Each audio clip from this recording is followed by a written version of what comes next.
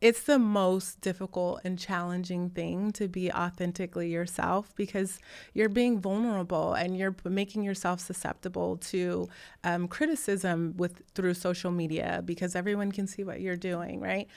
But there's not a single person who has found huge success in whatever it is that they do, that they love, that hasn't had to put themselves in vulnerable positions to get there.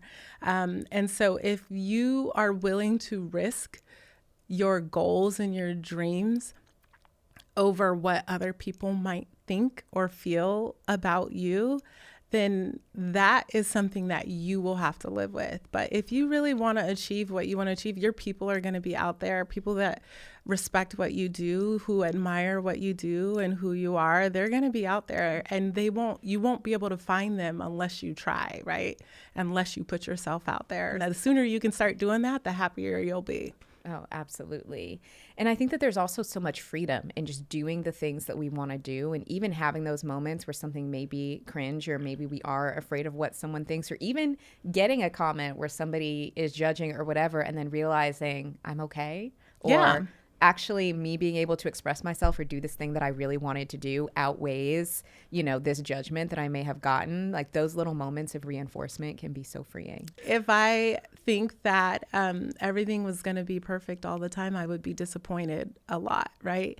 So I think I'm more of a solution-focused problem solver. When something comes up, I can adjust quickly. And so when I say organized chaos, I feel like in order to have the structure that my family life needs, we have to be organized, though it's a little chaotic at times. It's hard not to have chaos when you have 3 small children and live the lifestyles that both my husband and I live. So we keep the people around us really solid and our support system really solid. It was a really rough year. And I think the key word that you just used is this idea of seasons, right? And so that was a really challenging season for me. But throughout that whole process of building the app, which we were working on for about 18 months before we were able to actually launch, and doing all the mom duties and also still keeping up everything else that I've been doing foundation-wise and some of my other business endeavors, I think that I definitely got to a point where I was feeling that burnout creeping in, right? And it's so funny because I'm creating this mental wellness app, right? And all the while, I'm struggling to find those moments.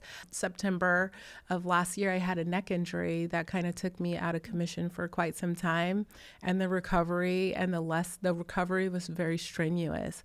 The lesson I learned from that is I need to take care of my body. And I've been in physical therapy ever since because it's still very fragile. So that was another thing that I was dealing with, a lot of pain, but I had committed myself to working out. And I was just doing all of these things to make sure I find those small moments to take care of myself. The whole time I was telling myself, when this season's over, I'm going to just have the best time of my life. I had so much to look forward to, which was my summer. In order to be the best that we can be for other people, we have to be the best that we can be for ourselves. So we have to choose us first. People are always going to have opinions. We're living in the age of social media, which has contributed to a lot of those pressures and those ideas. But I think that as long as you're choosing yourself first and making decisions based on what makes you happy, it's kind of sink or swim. Pick them or pick yourself. And for me, every time I'm going to pick me. So, yeah. And I think with picking ourselves, there's so much that can come with that, because I do think for a lot of us, we didn't have that modeled, where women were very much expected to be in constant servitude to everyone. When I think about older women in my family and my grandmothers and how they lived their lives, like they put themselves last almost out of necessity because so many people were relying on them. And then I think at times when we have moments where we put ourselves first, it's almost jarring. It can be jarring for the people in our lives or communities or what's expected of us, because there's almost this feeling that if we're putting ourselves first, or if we're choosing ourselves, then that's going to be at the disadvantage of someone else. It's actually the opposite, because when we're able to actually pour into ourselves and be whole people, like a rising tide lifts all boats.